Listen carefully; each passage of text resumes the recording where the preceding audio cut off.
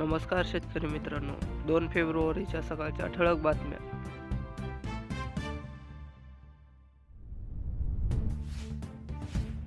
कोरडवाहू संकल्पना, नोकरदारांना लक्ष्मीचं दर्शन, शेतीचा पोकळ गवगवा.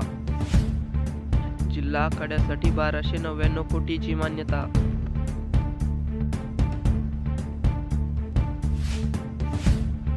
नाशिक जिल्हा बँकेला मिळणार 635 कोटीचे भाग भांडवल. अमरावतीत हमीभाव खरेदीच्या नावावर शेतकरी वेठीस. काजू बीच्या दरात सुधारणा. सिंधुदुर्गात प्रति किलो 165 ते 180 रुपयेपर्यंत दर. महावितरणचे नवीन डीओडी मीटर हे आधुनिक तंत्रज्ञान.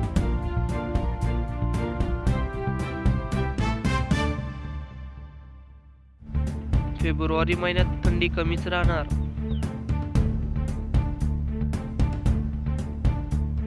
अशाच नवनवीन व्हिडिओ पाहण्यासाठी सबस्क्राईब नक्की करा.